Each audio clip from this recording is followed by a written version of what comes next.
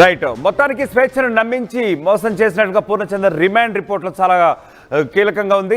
దానికి సంబంధించినటువంటి సెక్షన్లు కూడా నమోదు చేయబడ్డాయి. ఇక్కడ మనం చాలా క్లియర్గా చూస్తున్నాం. ఆర్టీవీకి ఎక్స్క్లూజివ్గా అందినటువంటి విజువల్స్లో యాక్చువల్గా at the same time remand రిపోర్ట్లో చాలా క్లియర్గా రెడ్ విత్ సోన్స్ సెక్షన్స్ అని చెప్పి చాలా క్లియర్గా ఉంది. నమ్మించి మోసం చేయడం, ఆ తర్వాత ఎప్పుడైతే స్వేచ్ఛ మృతి చెందిందో దానికి సంబంధించినటువంటి తదనంతర పరిణామాలు చోటు చేసుకున్నాయో ఆ తర్వాత వీటిని అన్నింటినీ కూడా బేస్ చేసుకుని ఈ రిమాండ్ రిపోర్ట్ అయితే ఇక్కడ మనం చూడగలుగుతున్నాం. ఇక దీనికి సంబంధించి మా రిపోర్టర్ పెట్రీషా మరిన్ని వివరాలు అందజేస్తారు. పెట్రీషా, ముఖ్యంగా చెప్పండి, యాక్చువల్గా రిమాండ్ రిపోర్ట్ అయితే ఆర్టీవీ చేతిలో ఎక్స్క్లూజివ్గా ఉంది.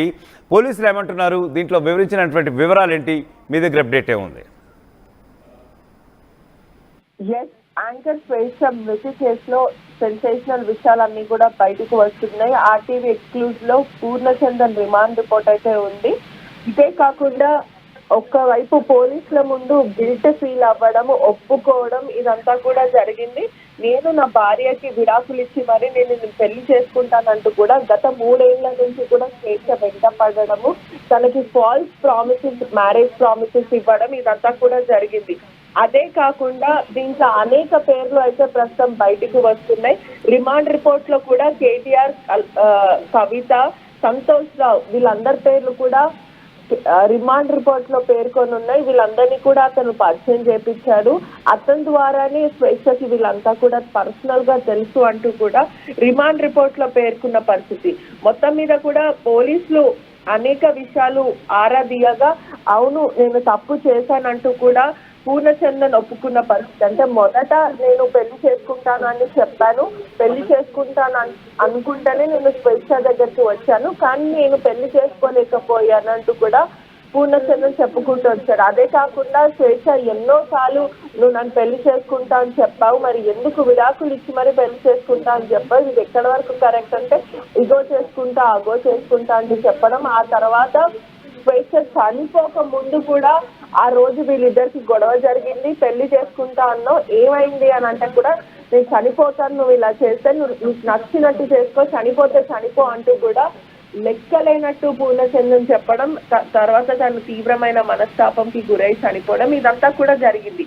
ఇదే కాకుండా అనేక విషయాలు రిమాండ్ రిపోర్ట్ లో పేర్కొన్న పరిస్థితి. అంటే ఒకటి, వాళ్ళ కూతురు స్వేచ్ఛ కూతురు పైన అసభ్యంగా బ్యాడ్ టచ్ చేయడం, ఇవంతా కూడా పోక్సో కేసు నమోదు అవ్వడం. అదే కాకుండా నమ్మించి మోసం చేయడము, ఇండైరెక్ట్లీ ఆర్ డైరెక్ట్లీ ఒకరు చనిపోవడానికి కారణం అవ్వడం ఇదంతా కూడా పేర్కొన్న పరిస్థితి.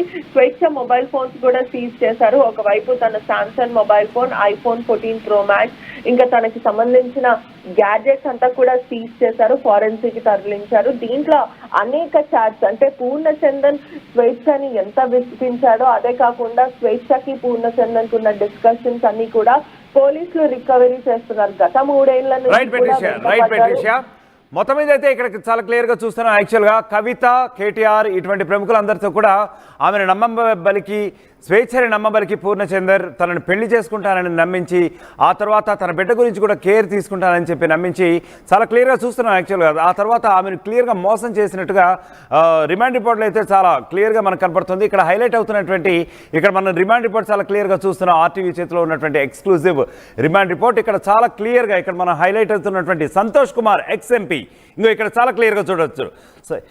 Also introduce her to his friends, office staff and as well as eminent figures సంఘంలో ప్రముఖులుగా ఉన్నటువంటి Santosh Kumar ex MP, KTR, Kalvakuntla Taraka Rama Rao and Kalvakuntla Kavitha and others. ఇక్కడ చాలా క్లియర్గా ఉంది రిమాండ్ రిపోర్ట్.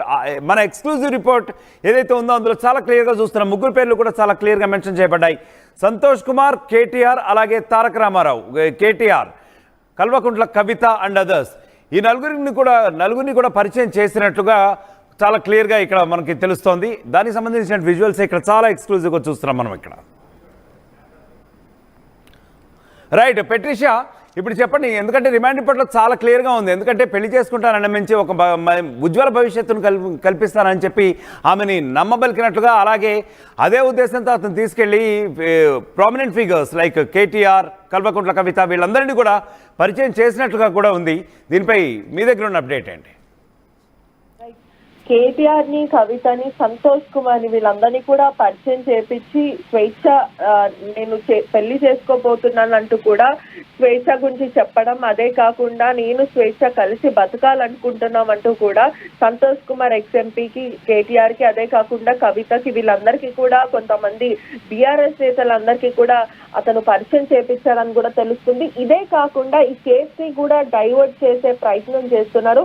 ఒక పొలిటికల్ హస్తం ఉంది, పొలిటికల్ కాన్స్పిరెన్సీ ఉంది అంటూ కూడా అనుమానాలు వ్యక్తం అవుతున్నాయి. కుటుంబ సభ్యులకే కానీ లేకపోతే స్వేచ్ఛ కొంతమంది ఫ్రెండ్స్ కి కూడా అనుమానాలు వ్యక్తం అవుతున్నాయి. ఎందుకంటే పూర్ణచందన్ కూడా బీఆర్ఎస్ లో పనిచేశాడు, అదే కాకుండా వీళ్ళందరూ కూడా ప్రముఖ ఛానల్లో పనిచేస్తూ ఉన్నారు. కాబట్టి దీంట్లో ఏదన్నా కేసుని తప్పుదోవ పట్టించే ప్రయత్నం చేస్తున్నారా అని కూడా అనుమానాలు వ్యక్తం అవుతున్నాయి. ఒకవైపు పెద్ద పెద్ద వాళ్ళకి ఎవరికైనా సరే పొలిటీషియన్ వాళ్ళందరికీ కూడా స్వేచ్ఛను పరిచయం చేపించి నేను ఈమెను పెళ్లి చేసుకోబోతున్నాను, నేను తిను కలిసి ఉంటున్నాం, కలిసి జీవిస్తున్నాం అంటూ కూడా అందరికీ చెప్పడం జరిగింది. ఆ తర్వాత తను అదే అడిగింది, నన్ను పెళ్లి చేసుకో అని గత కొన్ని ఏళ్ల నుంచి అడుగుతున్నప్పటికీ కూడా ఇగో చేసుకుంటా అగో చేసుకుంటా. కానీ తను చనిపోక ముందు కూడా పూర్ణచందన్ని నువ్వు పెళ్లి చేసుకోకపోతే నేను చనిపోతాను అంటే, నువ్వు చనిపోతే ఎవరికి, చనిపోతే చనిపో అంటూ కూడా లెక్కలేనట్టు చెప్పడం, తర్వాత స్వేచ్ఛ తీవ్రమైన మనస్తాపంకి గురై చనిపోవడం, ఇదంతా కూడా జరిగింది.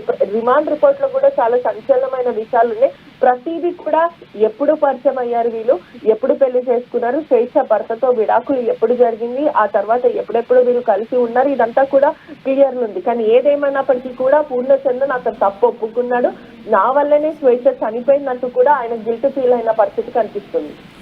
అంటే రైట్ పెట్రిషియా, ఇక్కడ ముఖ్యంగా పోక్సో యాక్ట్ కూడా అప్లికబుల్ అవుతున్నట్లుగా కూడా తెలుస్తుంది as per the remand report. అంటే ఏంటి బేసికల్గా అంటే ఏమైనా అసభ్యంగా స్వేచ్ఛ అలాగే వాళ్ళ కూతురుతో కూడా ప్రవర్తించినట్టుగా ఇన్ఫర్మేషన్ ఉందా?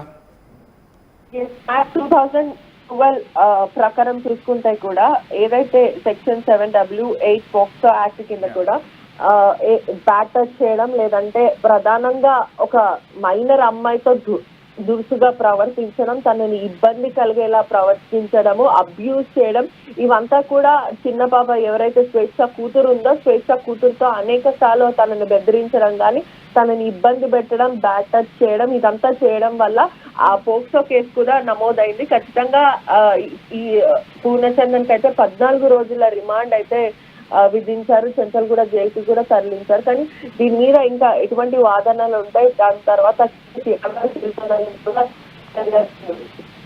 Right Patricia, thank you. మొత్తానికి స్వేచ్ఛ మృతి కేసులో సంచలన విషయాలు అయితే వెలుగులోకి వచ్చాయి. ఆర్టీవీ చేతికి అందినటువంటి ఎక్స్క్లూజివ్ రిమాండ్ రిపోర్ట్లో చాలా ఫ్యాక్ట్స్ బయటకు వచ్చాయి. పూర్ణచందర్ రిమాండ్ రిపోర్ట్ ఇప్పుడు ఆర్టీవీ ఎక్స్క్లూజివ్గా చూపించగలుగుతోంది. రిమాండ్ రిపోర్ట్లో కేటీఆర్, కవిత, సంతోష్ రావుల ప్రస్తావన కూడా వచ్చింది. ఇక్కడ మనం చూసాము క్లియర్గా పోక్సో యాక్ట్ కూడా తీసుకున్నారు పోలీసులు. పోక్సో యాక్ట్ కింద కూడా పూర్ణచందర్పై కేసు నమోదైంది. కేటీఆర్, కవిత, సంతోష్ రావులకు స్వేచ్ఛను పూర్ణచందర్ గతంలో పరిచయం చేసినట్టుగా తెలుస్తోంది. ఆమెను పెళ్లి చేసుకుంటానని నమ్మబలికి, అలాగే ఆమె బిడ్డ గురించి కూడా